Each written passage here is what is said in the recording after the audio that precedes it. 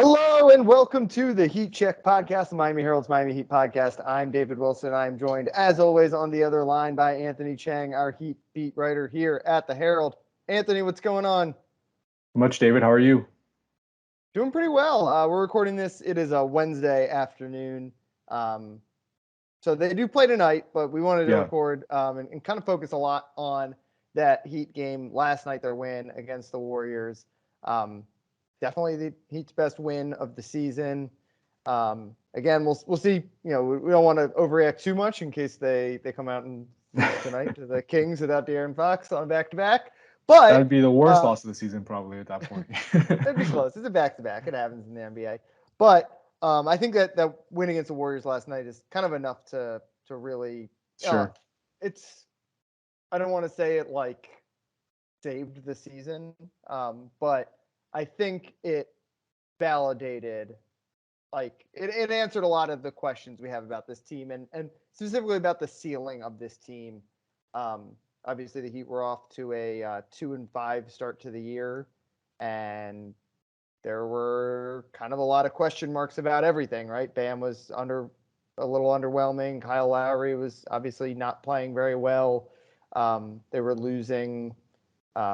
They lost to a bunch of good teams early, right? Like teams that, the Celtics, teams that we thought were going to be kind of in their tier of basketball. So then last night, they go up against the defending champion Warriors, who have not, have also had their own struggles early on in the year, but they're still the Warriors. And I think notably they got kind of like they got an A Steph Curry performance last night. They got, got a Ty Jerome Heat check there. Like things were going right for the Warriors. Yeah. And the Heat weathered that punch in the third quarter. I think it went down by as much as 10. And then pulled it out in the end and won a tight game in the fourth quarter. I think one of the questions we had was, what is this team going to look like down the stretch with, kind of a half court offense that I think has been disappointing, frustrating, ugly. And Jimmy Butler made huge shots. Duncan Robinson rose back to life, and they did it all without Tyler Herro. What does a win like that mean for this Heat team right now? I mean, it's early in the season, right? You don't want to overstate it, but it's a big win. Yeah. Not only because they needed it after losing 2 straight and falling. You never obviously want to start a season 2-6. They were entering the game 2-5, but just the way it sets up now, they really. You don't want to assume anything with how things have been going, but they have a chance here to make a little bit of a run. 5 of the next 6 at home. They have a winnable game. This might be regrettable when this posts, but they have a winnable game against the Kings. And it sounds like Tyler Herro is going to play tonight. Sounds like Tyler Herro is going to play. Eye. Is that basically an eye contusion? That's not very fun. Yeah, that hurt. They have the Pacers on Friday. Mm-hmm. They have Portland on Monday, and then I think 2 games against Charlotte or something. They have winnable games coming up, right? Yeah. So, they could string together a couple wins and all of a sudden be above 500 like in a week. Which, considering how this season started, you definitely take that. I think that Golden State win was big because it sets up for a little bit for the Heat to make a little bit of a run, which they need after their slow start. A few things that stood out to me, and I wrote about it on Tuesday, and it'll be in Wednesday, and it'll be in Thursday's paper, is just the zone defense they ran. They use a lot of it. The most by any team so far this season, 41 possessions. Was very effective, especially in that fourth quarter, holding Golden State to 15 points. The numbers say they allowed Golden State to score 0.97 points per possession against the zone compared to 1.22 points per possession against the man. So the zone was a lot better. It worked to slow down Golden State's kind of ball movement offense and take them out of rhythm.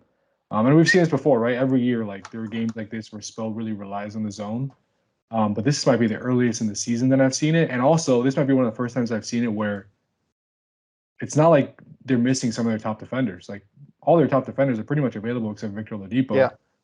So I don't know if it's necessarily a good sign, right, that they have to use it this early with this personnel. Usually they use it when it's like a last resort, but it worked. It's still obviously a part of their menu. But that really, I think, changed the game in the fourth quarter. And then the other thing is the 3-point shooting.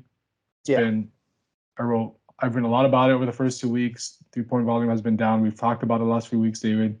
A lot of mid-range shots, not that many shots at the rim. 3-point volume considerably down. They shot 42 threes last night. Made 38%, solid number, nothing great, but solid. Mm-hmm. Just getting those attempts up is so big for this offense. That's when this offense is at its best.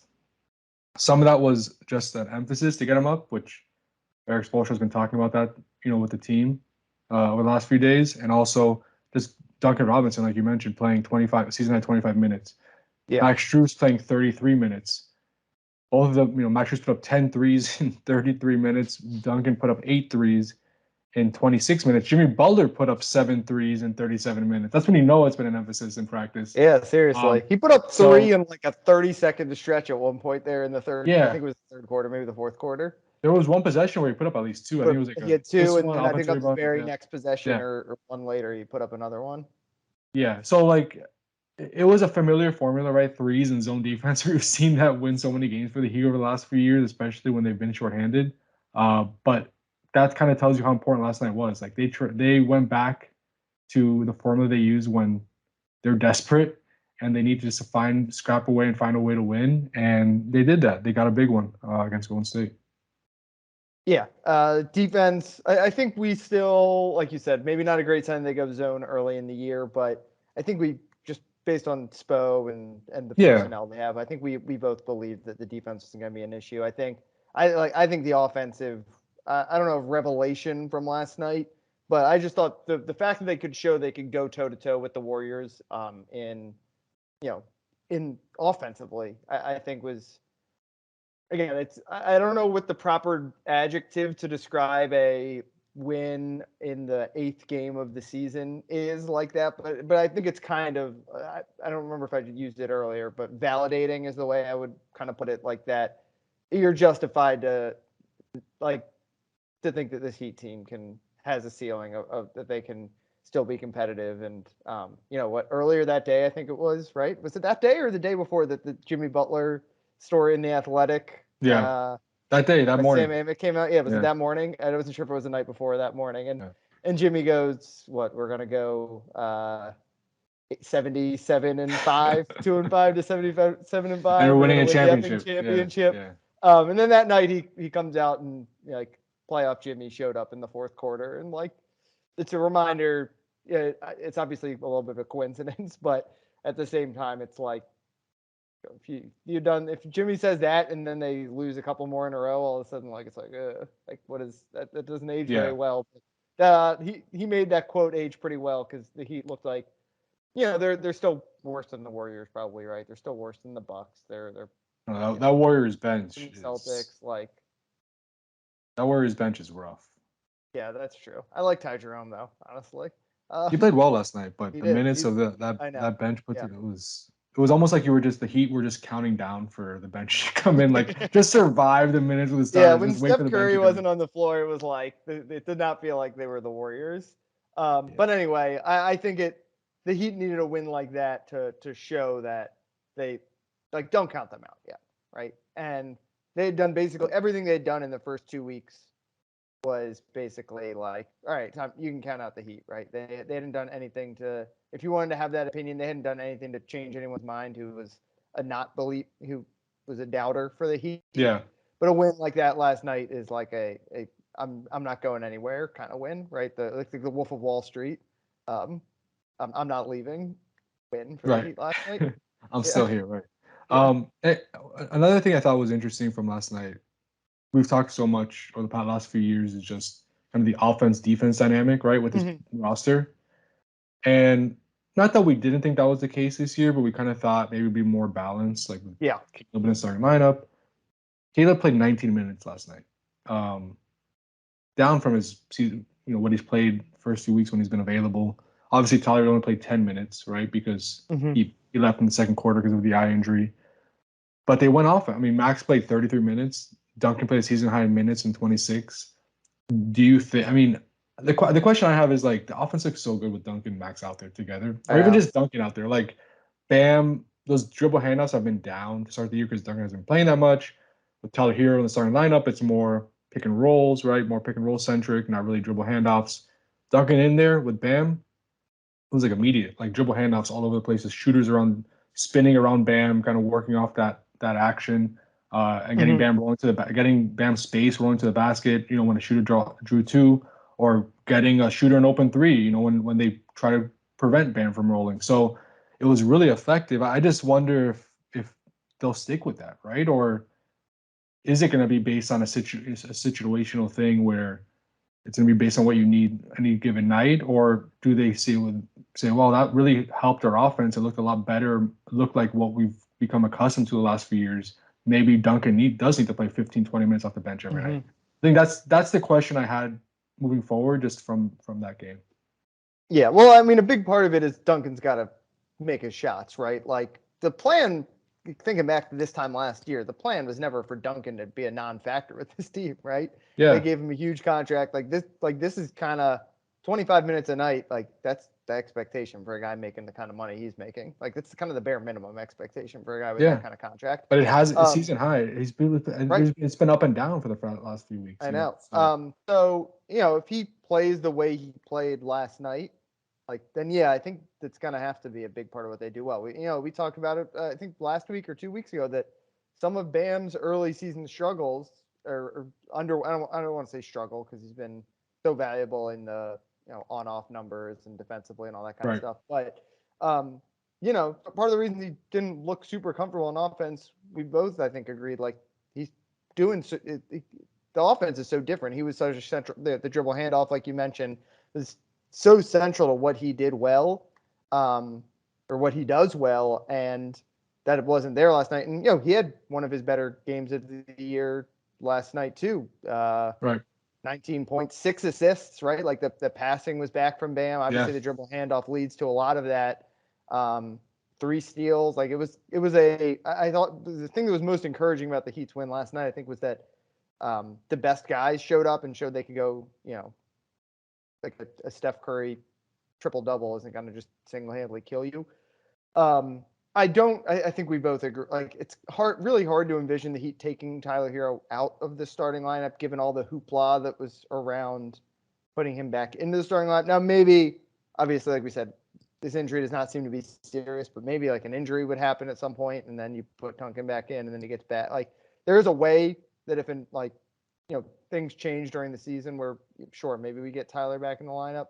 But I think, they kind of have 2 identities right now. I think the highest ceiling is if Tyler Herro becomes that legit number 3 star, and putting him in the starting lineup and playing him with Bam and Jimmy and figuring out how to get your 3 best players to play really well together is the best way to unlock this team's full potential. But I think there has to be. I mean, if Duncan plays the way he played last night and has played at various points throughout the early part of the season, he's got to be in there. And I don't know, could it at some point come at the expense of Max Strus's minutes, right? Like that's a possibility. Those guys do different things, and obviously when Duncan is going right, he changes this offense so much, as we saw last night. Yeah, and I agree. I don't think. I think it's gonna be very hard to take Tyler out of the starting lineup, right? And I don't think they should, because I think they've got to try to figure out how to get that starting to make it work. Yeah, make it work, because that's the best chance you have. And we should note like that starting 5 actually they've been a plus this season. Yeah. All 5 together. Now, if you want to like separate just Bam, Jimmy and Kyle, Jimmy and Tyler, I'm not sure. I think they were a minus. I'm not.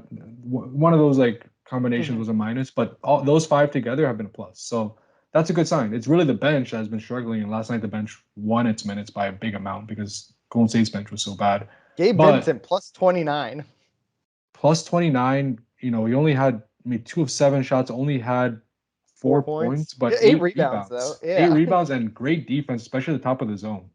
That was one of the keys of like keeping Duncan on the floor for 26 minutes against that type of team. They hid their lesser defenders in that zone, right? And it worked.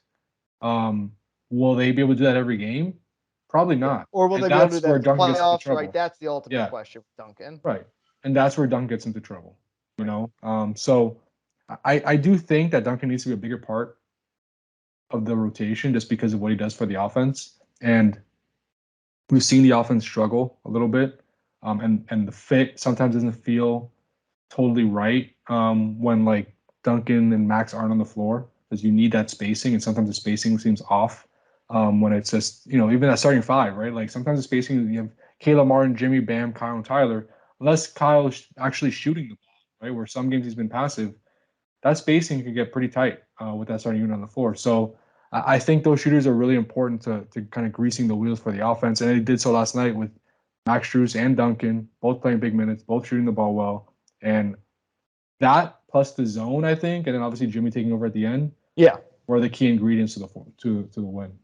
Yeah, Kyle putting up 8 threes last night is pretty encouraging too. Like that, he just got to do that. He just has to do He's that. got to. Coming off a screen, if he gets a little room, he has to put it up, because the further he can draw out the big to kind of, take away that 3-pointer or step up at him on him, that creates the room for Bam and Jimmy to roll or to do what they do inside the arc. If he's not going to take that 3 off the screen, bigs aren't going to respect it. And it's the only way he's getting shots up, honestly. Like at this point, like he's not beating guys off the dribble. He's not like taking that one dribble around a screen and hitting the pull up. Like to make guys guard you, you got to get shots up. Like it's simple as that. You got to take shots to make people want to guard you. And that's probably the most efficient shot he has in his arsenal right now. I think that most of the shots came in the second half too. He only had 2 shots. He only had 1 or 2 shots in the first half. Yeah. He took 8 out of his 10 shots in the second half, which I'm guessing at halftime they were like, Kyle, you gotta take some shots here, and he made a difference. He had 13 points and 9 assists. And another thing is, like, when the Heat's offense is doing well, this has been a consistent theme for 3-4 years now since Jimmy's joined this team.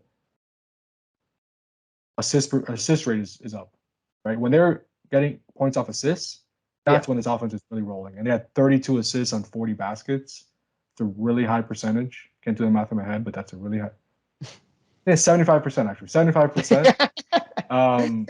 But in their losses this year, it's been down. It's been down from the last few years. So that's another good sign. When Bam has 6 assists, Jimmy has 8 assists, Kyle has 9 assists. Like, the ball movement was on point yesterday. Some of that is because guys were making shots, but some of that is also just because the offense was playing like the way it's supposed to play. Yeah, we've talked how many times on this show throughout the years that the Heat do not run when it works, the Heat do not run anything close to a typical modern NBA offense. And it means, I think, the 80%. Sorry, it was 80. It's 80%. 4 out of 5. Okay, go ahead. Yeah. And I think it makes the low moments really ugly, right? Because when like the Mavs have an ugly game, it's basically just like Luka's missing shots, right? Like turning the ball over. When it looks the same as it does when things are going well, just the shots aren't going in. When the Heat offense gets stuck in the mud, it's like very noticeable. And you still saw it at various points last night. In the third quarter, when they fell behind by 10 points, there were like possessions there and it felt like every time they weren't making a shot, then Steph was coming down and hitting a 3 or making a behind the back assist or something like that. So it's like they're gonna have nights where it looks really ugly. They're gonna have nights in the playoffs when it looks really ugly. Even their last 2 the playoff run this year and the bubble run, they had nights where it looked really ugly. But I think like it makes it kind of hard to judge this team. Like, it can look like it's hopeless, and then a couple nights later it clicks, and maybe it clicks now for the next, once it clicks once, maybe it gets rolling for the next couple of weeks here, because when Jimmy's in takeover mode and when the ball is flying around, like, this team is, I think, one of the most fun teams to watch in the NBA, and it makes them really hard to guard because no one else really, the Warriors to an extent, I guess, are doing similar stuff, but the vast majority of NBA teams do not run anything like the Heat do on a night-to-night basis.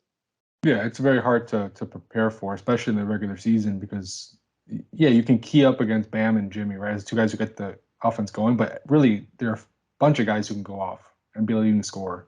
They have so many active bodies on the floor and guys who could, shoot. If they're playing shooters like they did last night against Golden State, around Bam and Jimmy, it's really tough to guard. It's really, really tough to guard. And you have to make the Heat pay on the defensive end when they do that. But if you can't, you're going to lose because that combination usually on the offensive end provides really, really positive results.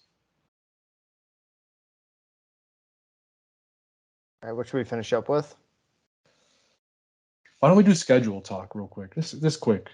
Okay. They've had a really, like, not opponent wise, like it's been okay, but just the amount of games, and this is their third back-to-back in like the first 9 games. Only a couple teams have done that, so we can just talk about that and we can end it there. It'll be kind of short. It's fine. Mm-hmm. Unless you have if you want to talk about anything else, that's fine too. I don't think so. I feel like we covered most of the game last night. Yeah, I think so. All right. 3, 2, 1. So as you mentioned, Heat will play tonight, so hopefully nothing too crazy happens in this Miami-Sacramento game. And they hit the road again for a game against Indiana. As you mentioned, the schedule kind of soft for the next, including Sacramento tonight. The next 5 are all probably like non-playoff teams or maybe play-in teams. So they'll be favored in every one of these games. Yeah. Yeah.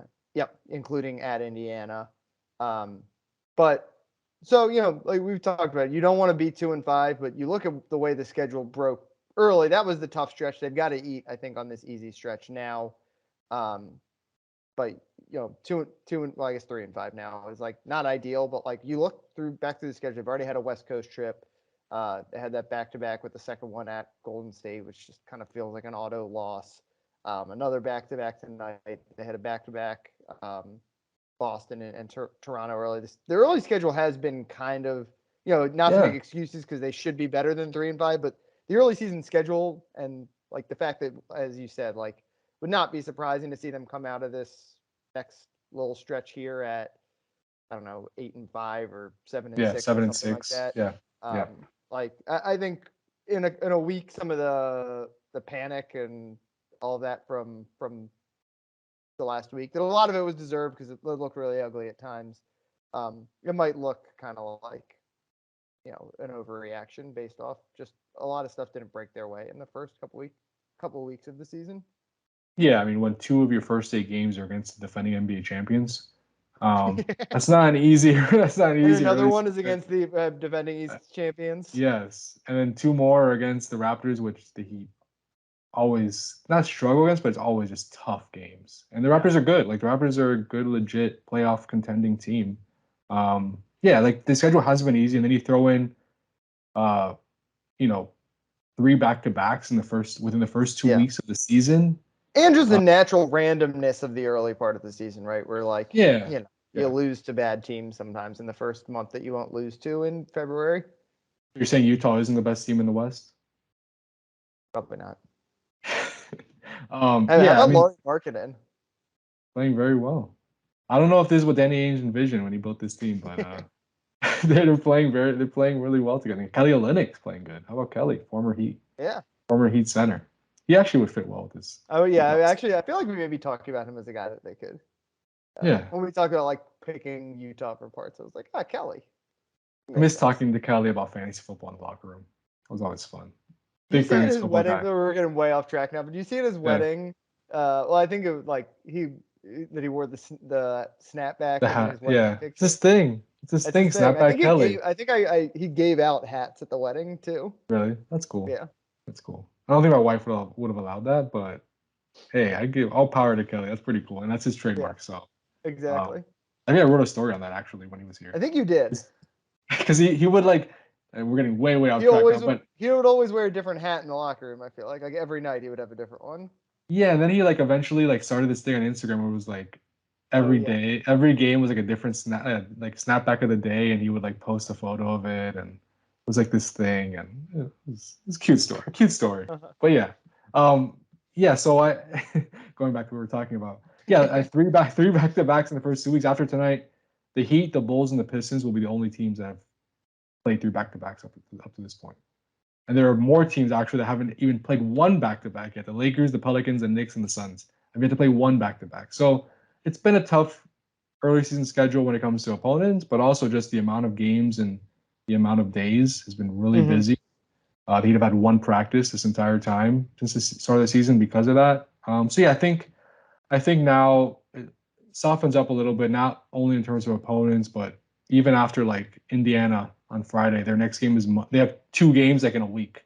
After Friday, they Yeah. played Monday at home against Portland, and then Thursday. And they had a nice little break actually before the Warriors game too. That was when they practiced finally Yeah, Monday because they had yeah, 2 days off at the end of that West Coast trip. yeah. And they'll get to practice Sunday. And they'll get to practice next Wednesday. So they'll get 2 practices in the next week as well. So they have some more practice time, have some more time to rest. Like I do. I mean, again, you never assume anything in the NBA, especially with how the Heat have been playing early on, but. This is really set up for them to go on a little bit of a run, and erase some of the panic, calm some of the panic from the first few weeks, and maybe get in the above 500 just in a week or so. Like there's a Yeah. couple when they beat Sacramento, Indiana, they were 500 right there, and then they come back for 4 straight home games. That'll give them a real opportunity to kind of get back where they should be, above 500. Yeah, they got to win them though, right? Like Yeah, the they win have to. against the Yeah, the win against the Warriors was great, and we think it is a positive sign of what's to come and what this team can be.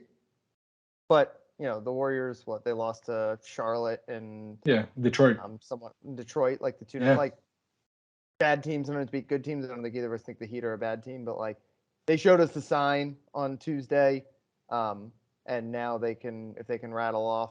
Again, it doesn't necessarily have to be 5 in a row, but 4 out of 5 or 5 out of 6 or um, they got a couple of tricky ones after this easy stretch, but um, they showed what they can be, and now they got a chance to like calm everyone down and make this not seem like it's going to be such a stressful season. I don't think either of us thought this team was going to be number 1 seed in the East again. It felt I don't want to say fluky, but like a lot of things. Yeah, First of have to all, go like right. it always has to go right, right? Like a lot went right for that Heat team last year, but I think we also didn't expect it to be so ugly out the gate. But again, they can kind of calm a lot of that by winning these next couple games and prove that what they did on Tuesday was not just an aberration, right? That's going to be the thing is that they like you said they played a little bit differently than they have, so um, there's always that thought that maybe that is why, like, but at the same time, the way Jimmy played, the way Bam played, the way Kyle played in the second half, like, those were all really, really encouraging signs and things that should be hopefully sustainable for this team. Certainly. Yeah, I think either the panic could be calmed the next week, or the panic Right. could be on Yeah, another that's the thing. level the We might next be week. talking next week, and it's like, remember Yeah, we did a whole episode about how good that Golden State win looked? Like, yeah, that's the way the NBA goes, right? yeah, exactly. I mean, if they would have lost, if that challenge doesn't get over, doesn't not successful last night against Steph Curry, and Yeah. he shoots 3 free throws and ties the game, and the Heat lose. I mean, we saw a lot of good things for the Heat, but right, it's fickle. Like we could be talking about them being 2-6 and must win against the Kings on Wednesday. Like, yeah, things change fast, but looking at the schedule, just using common sense, like this is a real opportunity for the Heat to get back on track. Yeah, it wasn't a must win on Tuesday, but it was a must win for the Heat to show they still belonged. I think is Yeah, probably the way to kind of wrap it up. you can't consider yourself a good team and then lose to good teams and say, well, it was a good team. Yeah, Because exactly. Right, like you exactly. have to at some point beat good teams, and that's what the Heat did last night. Yeah, there's still I mean, they still got a lot of work to do to Yeah, prove sure. they're in that upper echelon that they have been really for most of the Jimmy Butler era. But yeah, that was a starting point. It has to start somewhere. So I think that Definitely. was uh, very, very encouraging what we saw on Tuesday night, and just a fun basketball game. It hadn't been, I don't know, there hadn't really been a whole lot of fun Heat games early on. It always No. kind of, I guess the Celtics game was pretty fun, right? Um, Yeah, and the Toronto game when Caleb Martin speared Christian Coloco into the stands. That was a fun that game, game was a 3-point blowout game. for most of that game though, and then got close at Yeah, the and then end. Toronto came back. True. But it Yeah, got a little tight. It got tight at the end. But yeah, that's true. It was a blowout for most of it. yeah. All right. Any final thoughts? How are you feeling about Miami, Florida State? Um, the spread is 9.5. in favor of FSU, obviously. I think that's pretty. I'm not saying the Hurricanes are going to win, but this is a rivalry game. Like, I don't see this being a blowout. I really, really don't. I think the Hurricanes keep it tight and it's competitive, and we'll see what happens. But I don't think Florida State's going to run away with it. Yeah, I mean, Florida State's not that good. Yeah, exactly. I mean, they did beat number 10 LSU, so That's true. I can't believe that that. LSU was number 10. Like, I think LSU's good, but I thought it was a typo when I saw Yeah, it I was pop surprised up at too. number 10. And I know Tennessee's beating Alabama, but I just don't think it's right that Georgia's not number 1. Like, I just think Georgia's the best team in the country. I know they've had Well, it doesn't matter. They some play little this lapses. weekend, so it doesn't really matter. That's true. That's fine. Yeah, you're right. I just was like, really, Georgia number 3? But yeah, I'm getting ready to starting to think about whether I'm going to be covering the Orange Bowl this year or if I'm just going to go to watch Syracuse play in it. That's what I'm starting to think about. wow, They're number as long as Clemson at number 4, that was like, all right, they're in playoff. you're automatically in. Yeah. Yeah. And I think North Carolina is 17, but then other than that, Syracuse is right there at number 20. So they got a chance to take that second ACC spot, the guaranteed berth to the Orange Bowl. Even You would after want to beat. a pretty ugly loss to Notre Dame on Saturday. You would want to cover Syracuse for a week while they're down? I don't know. Like, so Syracuse football is kind of the one team that I always felt good about, like tweeting about, like as if I'm a fan, because they're so it's gonna be rough. irrelevant this year. Yeah. Like, they're never going to compete with Miami, all that kind of stuff. But now it's like it's become real this year. So Now you have to be careful with your tweets. I don't know what to do. Yeah, exactly. You'd have to actually like tweet as a reporter now if you cover Syracuse. Right. Like, you wouldn't be able to celebrate and do your usual Syracuse Twitter coverage. Yeah. All right. Any final thoughts on basketball? No, I think we covered it all. Cool. We've talked about all the basketball that there is to be talked about. You can follow Anthony on Twitter at Anthony_Chiang. It's college basketball season coming up. We didn't talk about that. Probably won't talk about that, but pretty excited about that. Get back to me in March. Even though the 2 best players in the draft aren't even college players this year, which is a little sad, but still should be a fun year. And the Hurricanes look like they'll be pretty good, I think. Pretty good, right? Yeah. In L, I trust, basically. That's how I feel about Miami basketball. You can follow me on Twitter at DBWilson2. Speaking of college basketball, I think Michelle Kaufman is going to be coming on the Eye on the U podcast this week to talk Hurricanes basketball before they open the season Monday. So be sure to listen to that if you want to get caught up before the season gets started there. Other than that, thanks as always for listening, and we will talk to you guys next week.